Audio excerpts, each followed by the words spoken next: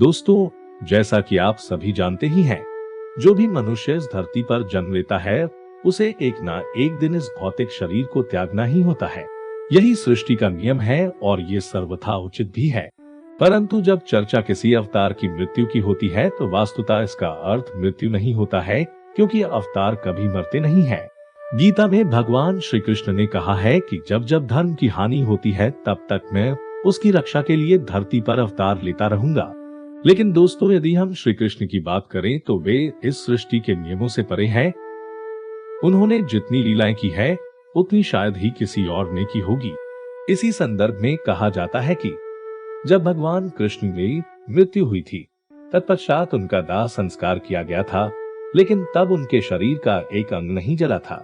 अब प्रश्न ये उठता है कि यदि वास्तव में ऐसा हुआ था तो अभी उनका यंग कहां पर है, और यदि मौजूद है तो इसके क्या प्रमाण है। दोस्तों, सत्य सनातन ज्ञान पर आपका एक बार फिर से स्वागत है।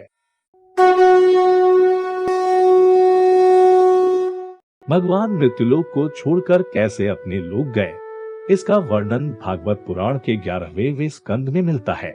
वैसे मित्रों, ये तो आप जानते ही है कि भागवत पुराण सुखदेव जी महाराज के द्वारा राजा परीक्षित को सुनाई गई थी।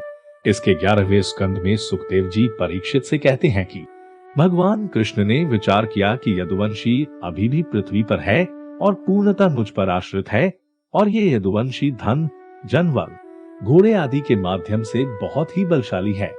वो पृथ्वी पर अपनी मनमानी करते रहते हैं, यहाँ तक कि साक्षात देवतागण भी उन्हें पराजित नहीं कर सकते हैं। इसलिए मुझे यदुवंश के लोगों में आपसी कलह उत्पन्न करनी ही होगी। उसके बाद ही मैं अपने धाम वापस लौट सकूंगा। उस समय भगवान श्री कृष्ण द्वारका नगरी के राजा थे। तब एक बार ऋषि विश्वामित्र सहित अन्य ऋषिगण द्वारका नगरी पधारे। तब कृष्ण पुत्र समेत कुछ यदुवंश कुमारों को शरारत सूझी और उन्होंने उन ऋषि मुनियों के साथ मजाक करने का दुस्साहस किया। ऋषियों ने भांप लिया कि उनके साथ उपहास किया जा रहा है। तब उन्होंने यदुवंश कुमारों को श्राप दिया कि एक दिन उसका तथा उसके कुल का नाश होगा। ऋषियों के जाने के कुछ दिनों के पश्चात द्वारका में कुछ दुर्भाग्यपूर्ण घटनाएं उत्पाद और अपशकुन होने लगे। सभी यदुवंशियों की बुद्धि भ्रष्ट होने लगी और वे आपस में झगड़ने लगे। लड़ाई ने इतना भयंकर रूप ले लिया कि सभी यदुवंशी मृत्यु को प्राप्त हो गए।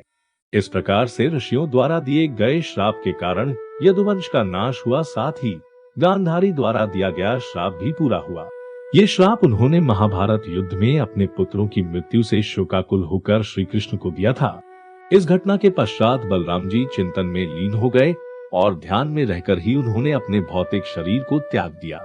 तभी एक बहेलिये ने दूर से भगवान के श्री चरण कमलों को देखा, जो उसे हिरण के मुख के समान नजर आ रहे थे। उसने हिरण समझकर भगवान की देह को बाण से भेद दिया। इसके पश्चात भगवान अपने शरीर समेत भगवत धाम के लिए प्रस्थान कर गए। लेकिन अनेक मान्यताओं और लोक कथाओं के अनुसार पांडवों द्वारा उनके शरीर का अंतिम संस्कार करने का उल्लेख भी मिलता है। अंतिम संस्कार के समय उनकी देह पूरी तरह से जलकर पंचतत्व में विलीन हो गई, परंतु उनका दिल नष्ट नहीं हुआ और अंत तक जलता ही रहा। तब उनके हृदय को जल में प्रवाहित कर दिया गया। उनकी देह का ये हिस्सा राजा इंद्रद्युम्न को प्राप्त हुआ। वे भगवान जगन्नाथ के परम भक्त थे। उन्होंने इस हृदय को भगवान जगन्नाथ की लकड़ी से निर्मित प्रतिमा में स्थापित करवा दिया और आज भी ये हृदय उसी प्रतिमा में मौजूद है।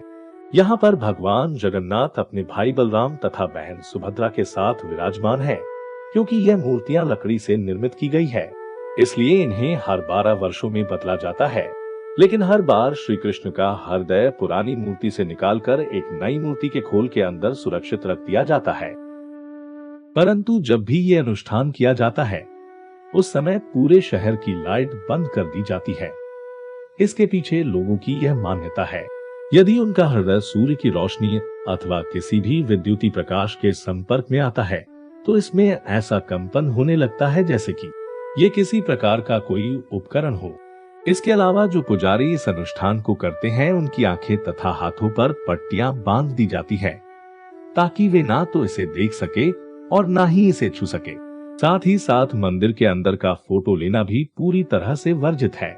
इसके अलावा तब से लेकर आज तक इस मंदिर में रहस्यमय ढंग से चमत्कार होते आ रहे हैं।